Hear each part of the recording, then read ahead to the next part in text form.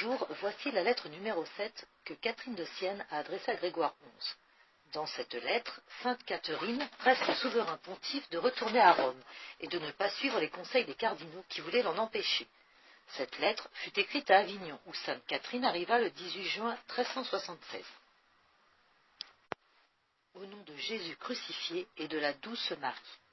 Très Saint-Père dans le Christ, le doux Jésus, votre indigne et misérable petite fille Catherine se recommande à vous dans son précieux sang, avec le désir de vous voir une pierre ferme et inébranlable dans vos bonnes et saintes résolutions.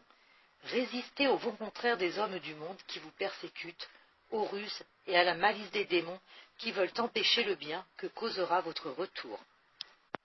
J'ai appris par la lettre que vous m'avez adressée que les cardinaux vous objectent la conduite du pape Clément IV, qui, au moment de faire la même chose, ne voulut pas la faire sans l'avis de ses frères les cardinaux.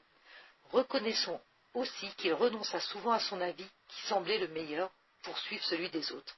Hélas, très Saint-Père, il vous cite l'exemple de Clément IV, mais il ne parle pas de celui d'Urbain V, qui, dans les choses douteuses, demandait leurs conseils pour savoir si elles étaient bonnes ou non, mais qui, dans les choses claires et évidentes comme l'est votre retour, vous pouvez en être sûr, ne s'arrêtait pas à leurs avis. Ils suivaient le sien sans s'inquiéter de leur opposition. Il me semble que la vie des bons doit toujours être pour l'honneur de Dieu, le salut des âmes et la réforme de la Sainte Église. Il ne leur est pas inspiré par l'amour d'eux-mêmes, et je dis que cet avis doit être écouté plutôt que l'avis de ceux qui aiment seulement la vie, les honneurs, la puissance et les plaisirs, parce que leur avis n'a jamais d'autre but que ceux qu'ils aiment.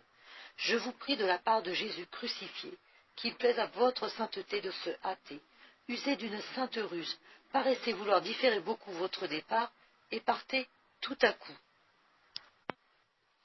Plus vite vous le ferez, moins vous aurez à souffrir de peine et d'embarras. Il me semble que les cardinaux vous rappellent l'exemple des bêtes sauvages qui, une fois échappées des filets du chasseur, n'y retombent jamais. Vous avez échappé aux filets de leurs conseils, où ils vous avaient pris en vous faisant différer une fois votre retour.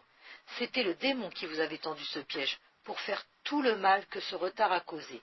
Mais l'Esprit Saint vous remplira de sagesse, et vous n'y tomberez plus. Hâtons-nous donc, mon doux Père, et n'ayons aucune crainte. Si Dieu est avec vous, personne ne sera contre vous. C'est Dieu qui vous fait agir, puisqu'il est avec vous. Allez vite à votre épouse qui vous attend, pâle et mourante, et vous lui rendrez la vie. Je ne veux pas vous fatiguer davantage. J'aurai cependant beaucoup de choses à vous dire. Demeurez dans la sainte et la douce dilection de Dieu. Pardonnez à ma